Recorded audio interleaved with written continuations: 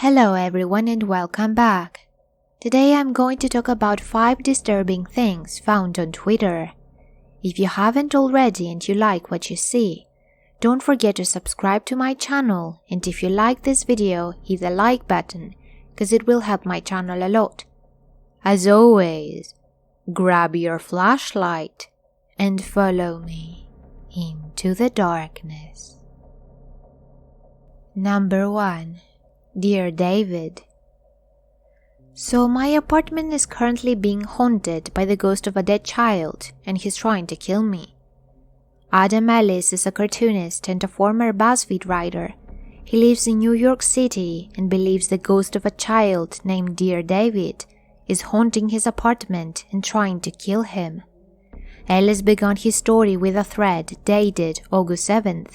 In it, he described a weird dream he had several months prior about a child with a misshapen head appearing seated on a green rocking chair he kept in his bedroom.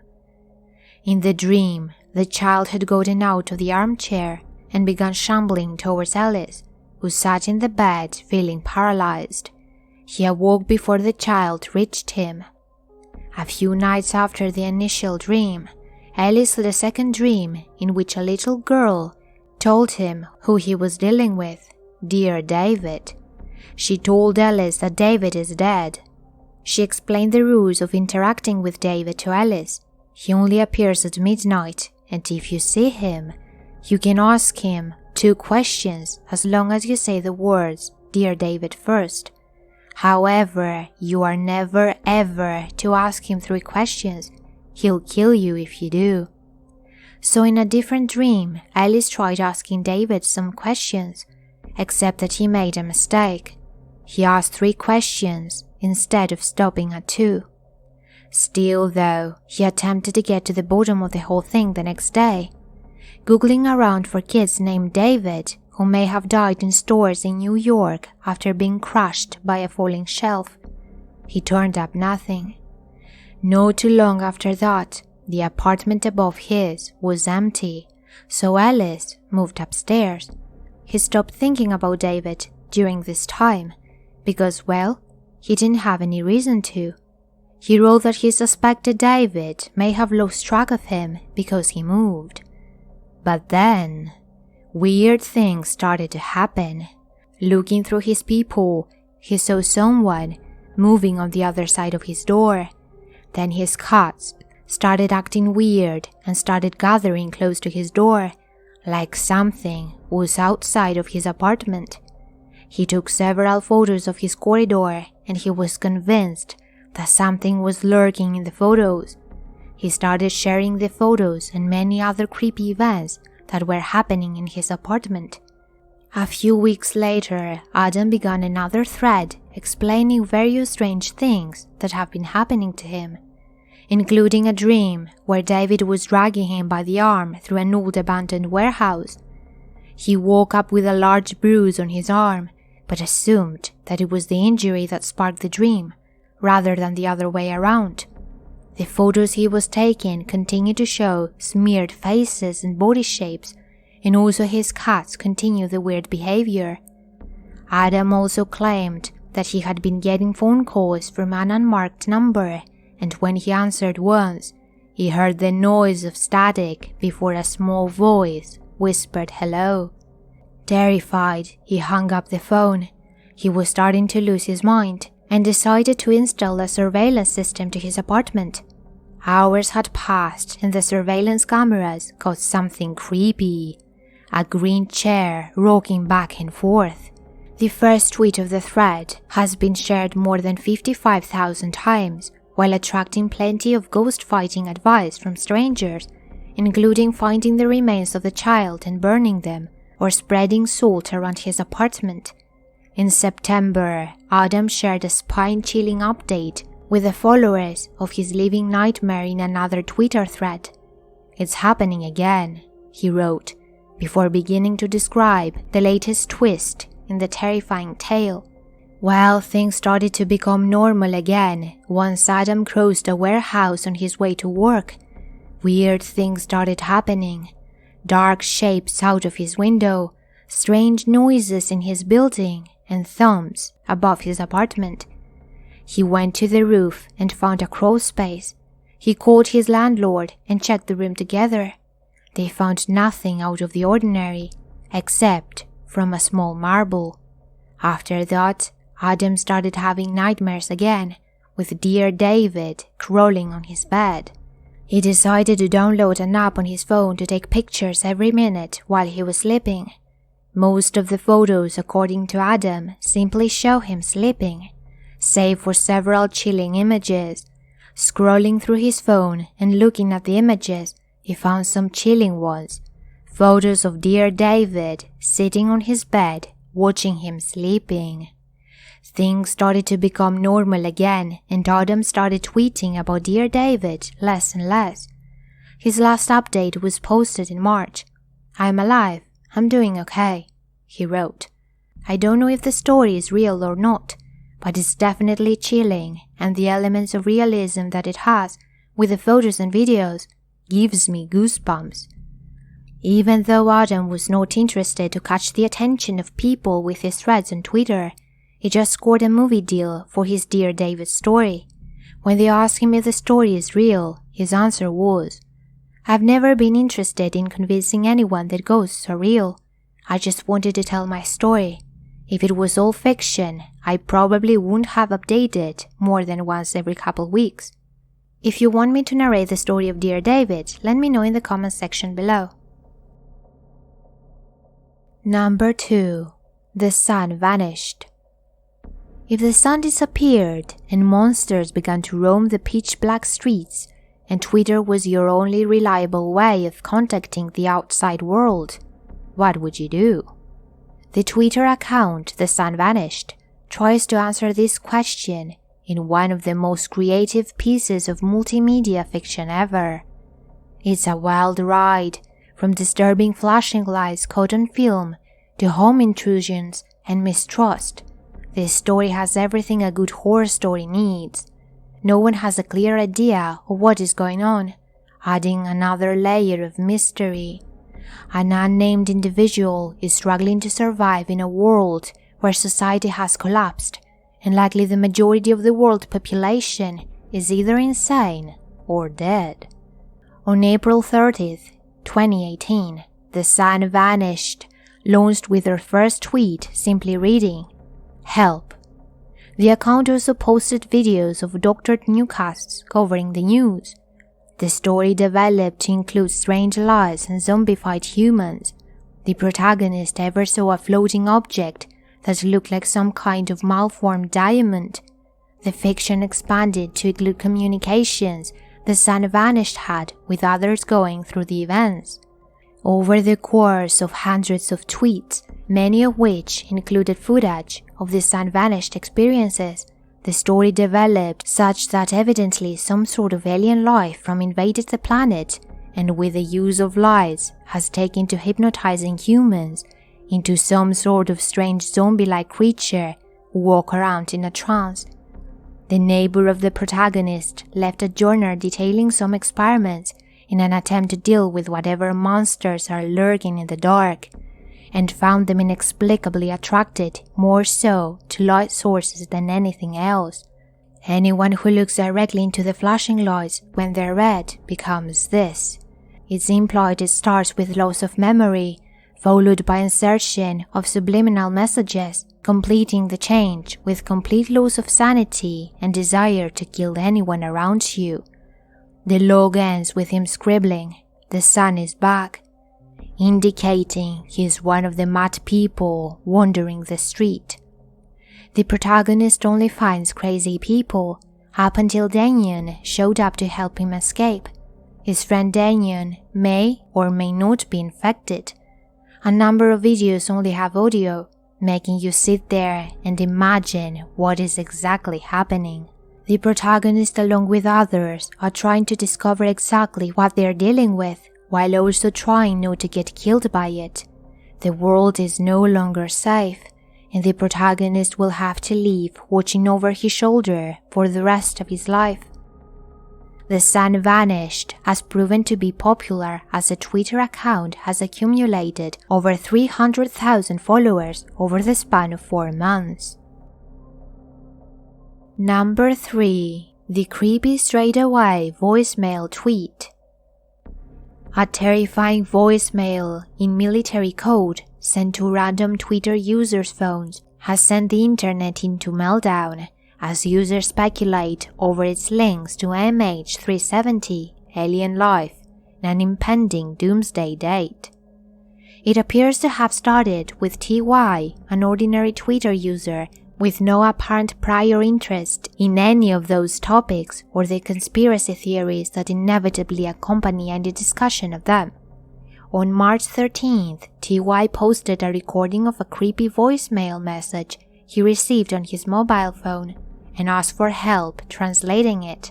Since then, it has received more than 7 million views and hatched a dozen conspiracy theories, earning TY more than 40,000 extra followers and forcing him to temporarily deactivate his account and change his handle. The bizarre voicemail features a robotic voice droning out an automated message entirely not a phonetic alphabet. It reads,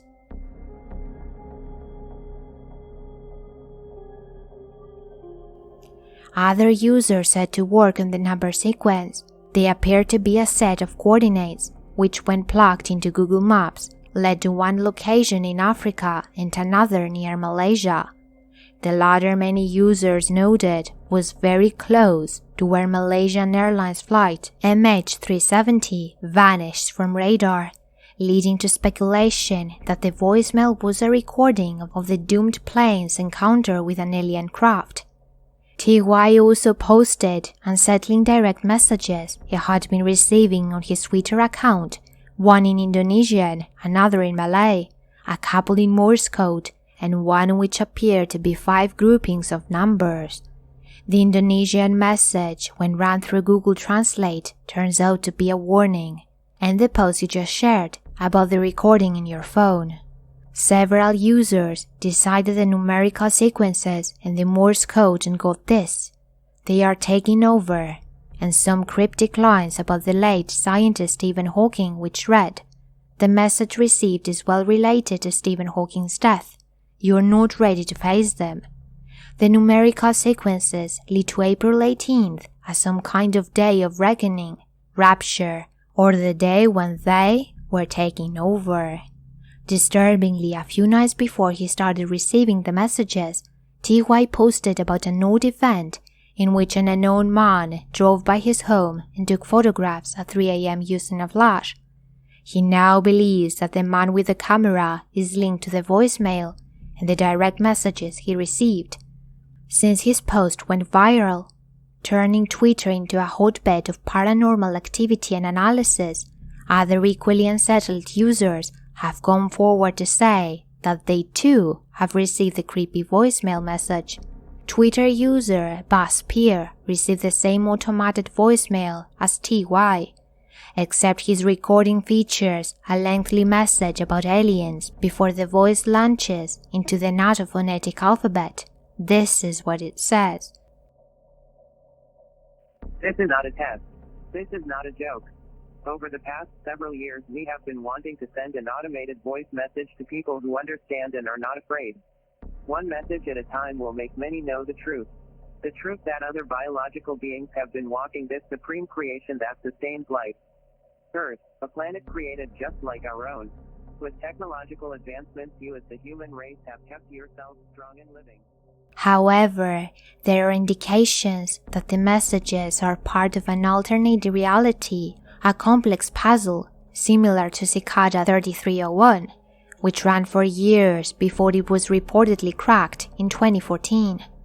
A Twitter account called 914, run by someone with the handle Lunar Rabbits, has a pinned tweet dated on March 17th, which says that might be the case. It reads, This event is nowhere related to catastrophic events. 18th April is definitely safe. All other accounts are impersonating. Reason to hold this event is to help people solve an upcoming global cicada event.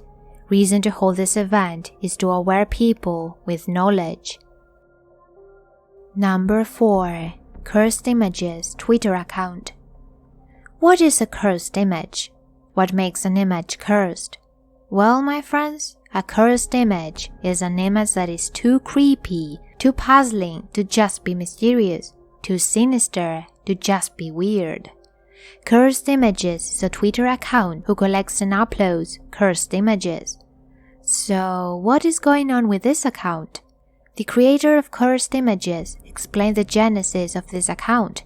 He says he had seen 1 or 2 posts on Tumblr of an unexplainably odd picture, and the caption was simply "cursed image," said the account's admin, who preferred to remain nameless. It intrigued him, but when he tried searching that term to find other pictures like it, and nothing came up. After a few days, he began seeking out more and more of these pictures, and they decided he should post them all in one place.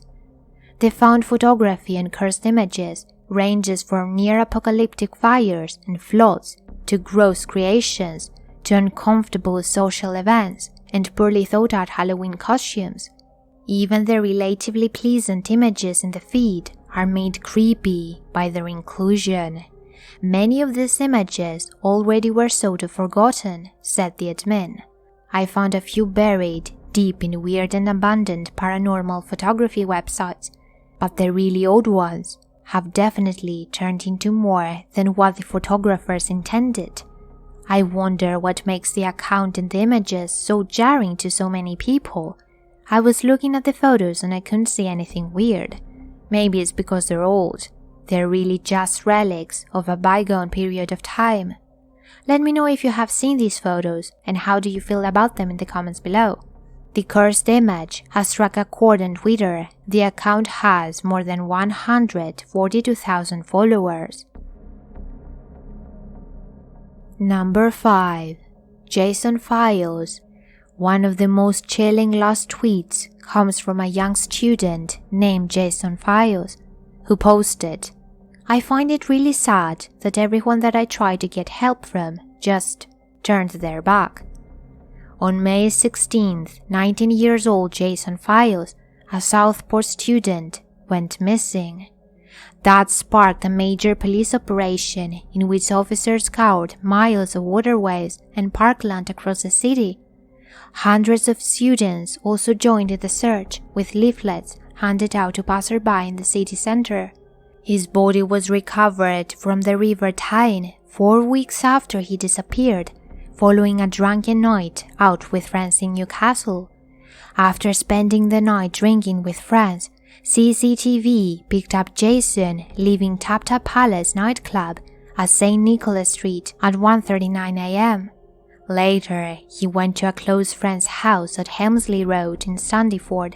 He left there at 2:45 a.m. and wasn't picked up again on camera, but used his phone at 3:03 a.m. to send the tweet, "I find it really sad that everyone that I tried to get help from just turned their back." Giving evidence at the hearing, Jane Firmland told how at around 3:20 a.m., 3 separate members of the public had called to say they could hear a male voice shouting for help in the River Tyne, on both the Newcastle and Gateshead sides of the water. One witness said he heard cries for up to 20 minutes, but a search by the marine rescue boat couldn't find anyone and the search was called off. Jason was reported missing by his flatmate, Charles Anderson, at 4:45 p.m. the same day. Recording a verdict of accidental death, Coroner Karen Dilks said exactly how the bright first-year student ended up in the River Tyne would remain a mystery, but he had entered the water with tragic consequences. Consultant pathologist at the Royal Victoria Infirmary, who carried out a post-mortem examination, said he hadn't suffered any injuries, but she couldn't give a cause of death due to the length of time he had been missing. He can, however, be certain that there was no pathological evidence of Jason having suffered trauma or anything that raised suspicion of third-party involvement. The cause of death was by accident, but his family is still not convinced, so we'll never really know what happened to him.